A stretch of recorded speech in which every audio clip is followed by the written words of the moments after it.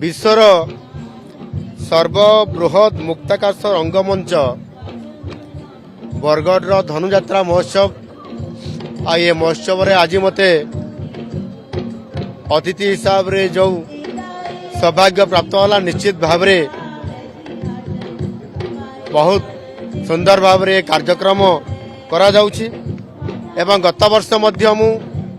धनुजात्रा महोत्सव रे अतिथि हिसाब रे आसीतिली एवं ये मथुरा नगरी रो जो रंगमंच ये मंच को स्थायी करने पाई जीरा नदीर सौंदर्यकरण एवं से आनिकट करने एवं ये बरगढ़ जिलार अनेक विकासमूलक काम मध्य जिला तरफ अनेक समस्या तार समाधान करने मध्य अनेक कथा प्रस्ताव सब आसीथिला। आज द्वितीय वर्ष मध्य मु आसी कार्यक्रम रे जोग देवा पाई एवं जो प्रतिश्रुति मु देइथिली जे स्थायी रंगमहल हम राजमहल हम ताहा मध्य 13 कोटी टंकार हेबा पाई आज तार भित्तिप्रस्तर स्थापना कला गला एवं आपनकर जो आनिकट हम जीरा नदी रे 115 कोटी टंकार ताहा मध्य आज तार शिलान्यास करा गला। आज मोटामोटी भाव रे पाखापाखि 1400 कोटी टंकार अनेक प्रकल्प को 123 टी अधिक प्रकल्प को श्री गणेश एवं शिलान्यास तार शुभारंभ करा जाइछि। एणु सबुबले मु एठी फोकस रे रखिछि जे बरगढ़ जिलार जो लोकंकर विकासमूलक काम पाई जो दाबी रहउछि एवं से कार्यक्रम को आम सरकार गत 1.5 वर्ष भितर जो प्रतिश्रुति देइथिले ताकू आज पूरण करिबारे लागिछंती एवं विशेष करिकरी जेहेतु ये बरगढ़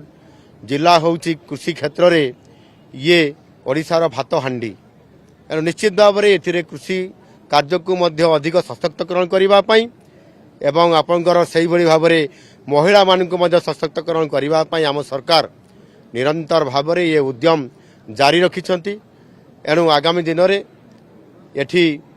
कृषि शिक्षा जलसेचन एवं ता सहित मध्य आमर जो गमनागमन क्षेत्र में अर्थात राजरास्तार विकास केमती हेई पारिबो ग्रामांचल रास्तार विकास केमती हेई पारिबो ता उपरे मध्य अधिक फोकस रखुचंती। आगामी दिन में निश्चित भाव में बरगढ़ को ओडिशार एक श्रेष्ठ जिले में किभली भाव में आम से स्तर को नेबा सेथिपाई बरगढ़वासी को मध्य मु अपील करिछि एवं निश्चित भाव में समस्त ये जो आमर भित्तिभूमि जो आज दिया जाउछि आगामी दिन में ताहार ए अंचल विकास को त्वरान्वित करा जाई परिबो एवं समृद्ध ओडिशा पाई जो संकल्प ओडिशा सरकार नैछंती ताहा आगामी दिन में ये बरगढ़ जिलार ही आरंभ होबो। राज्य सरकार